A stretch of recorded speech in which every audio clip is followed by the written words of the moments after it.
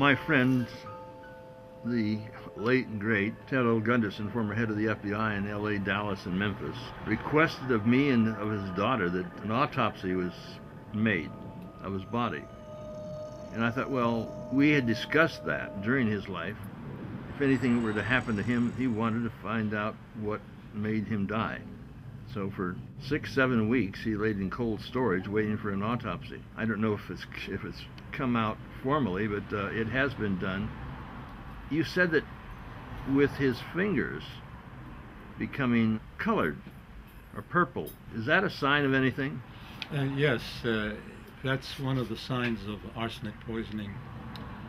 And several individuals in the past have turned into a black mummy as a result of acute arsenic poisoning, such as Lenine and the John Wilkes Booth double.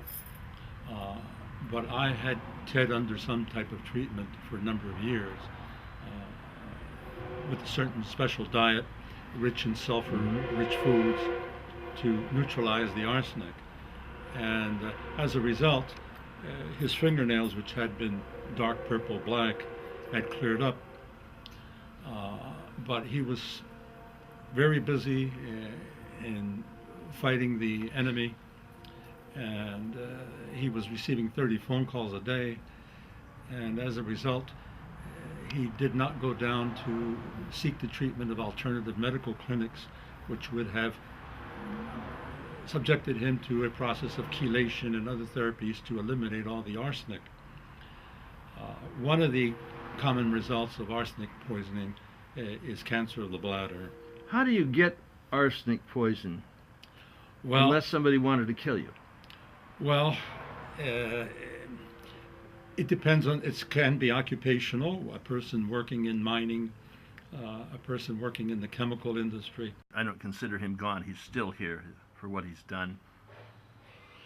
Ted Gunderson, former head of the FBI in Los Angeles, Dallas, and Memphis.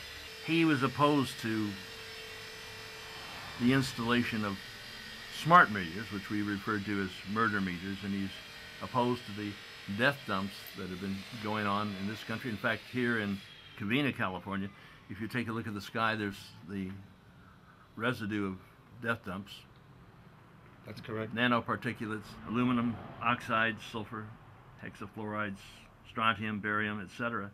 He was concerned that the FBI and the CIA and those government agencies which control this country and are now trying to control the world and establish a global government are poisoning us. In the background, you'll hear a machine. They're taking off smart meters in this neighborhood. You know Deborah Tavares. Yes, I do. And very intelligent, pleasant woman. Oh, absolutely. Her husband is out there pulling these smart meters off and putting on analog meters. Ted was opposed to all of this. I spoke at the Eagle Forum in Long Beach, or the Long Beach Eagle Forum. You were there. Yes, I was.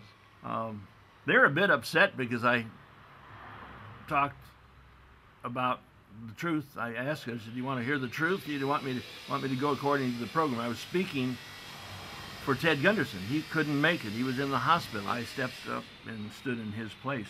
I remember that, and I appreciated the way you handled it. You told the truth. That's the important thing.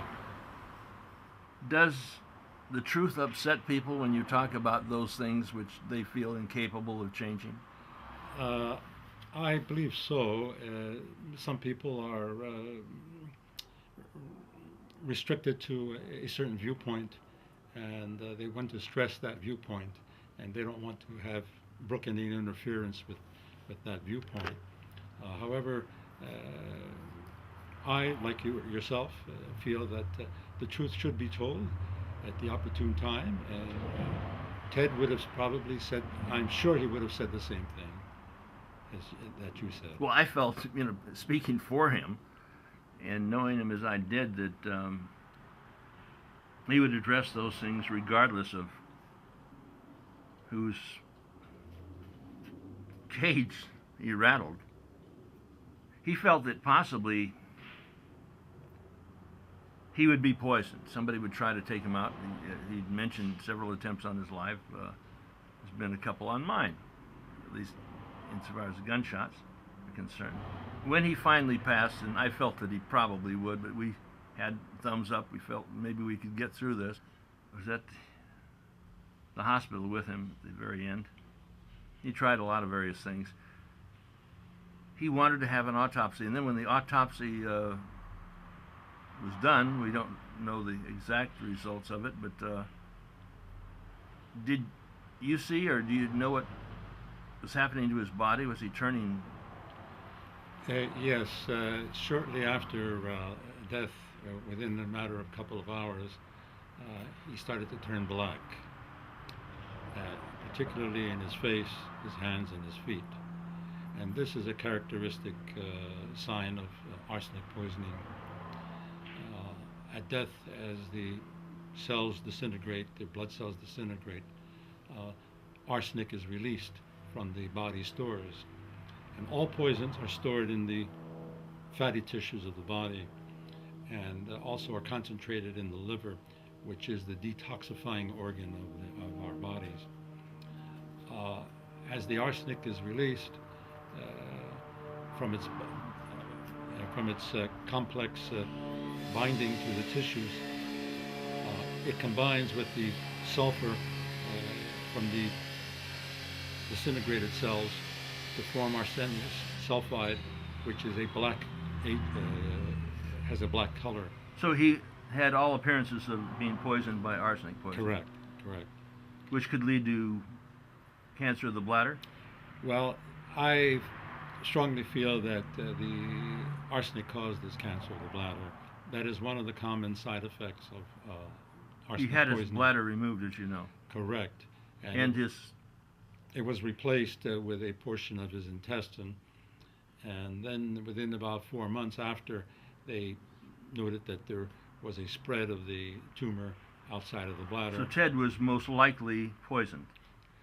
Yes, it very definitely was. In fact, about 7 or 8 years ago, I had diagnosed him with arsenic poisoning because I had met him at a conference and noted that his fingernails were black, particularly at the base, dark purple black. And so I told him what to do. And was this due to his attack upon the American Illuminati? Yes, very definitely, and also his attack upon the CIA, which is being controlled by the Illuminati. The CIA is the enforcement arm of the CFR, is it not? Correct, that's correct. His investigations led to the city investigation of the McMartin Nursery School, and he had also investigated the Captain McDonald case, where he was convicted of murdering his wife and children, which he did not. But Captain McDonald was attempting to break up the drug ring at the military base that was shipping cocaine, bags of cocaine in the body cavities of the dead soldiers. That would be out of Vietnam? Yes, very much so. That would be coming from the Golden Triangle, the Kun Sa operation? Correct. So he got the enmity of the certain people in the CIA and the military and others who were using the drug traffic as a means of generating funds in order to stir up revolutions and so on and so forth. So the CIA, rather than stopping drugs, is importing them from Afghanistan, which is the largest heroin producing area in the world today. Correct, very much so.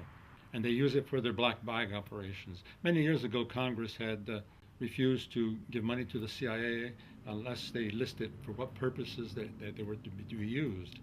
And so the CIA started getting involved in the drug racket. So this is a way of funding black operations? Correct. In your opinion, was Ted Gunderson murdered by an agency of this government? In your opinion, what would be your guess? My speculative guess would be that yes. And he explained to me that he found arsenic dust in his apartment, on his table, on his chairs, and in the air conditioning duct, and also inside his locked car. on the steering wheel, on the seats. So someone who has the ability to enter secretly a car in an apartment house and do all that without leaving any fingerprints indicates someone high up in the circles, so to speak.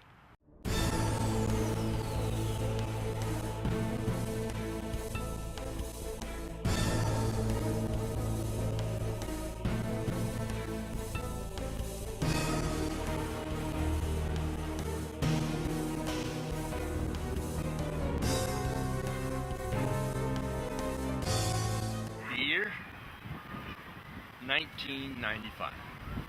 We were doing a film on Reichstag, 95, 2 years before the World Trade Center had been attacked. We had a little bit of private conversation about who did the first World Trade Center bombing. The FBI had an informant in among the terrorist group on the World Trade Center car bombing February 26, 1993. And Salam, a former Egyptian officer, 43 years old, was commissioned by the terrorists, he was one of the terrorists, to put the bomb together for the bombing of the World Trade Center. And he went to his FBI superiors. He said, "We're going to use a dummy bomb, aren't we?" And they said, "No, we're going to use a real bomb." Well, Ted, wasn't this guy a terrorist hired by the United States government, hired by the FBI? In fact, did they not, in fact, give him monies to buy the bomb which went into the World Trade Center? He was an informant for the FBI against the terrorists, and he wore a body mic on their instructions when he met with the terrorists. And unknown to the FBI, he wore a body mic when he met with the FBI. And fortunately for him, otherwise he probably would have been prosecuted himself. This came out during the trial, and it appeared in the October 23, 1993 New York Times. This information I'm telling you right now.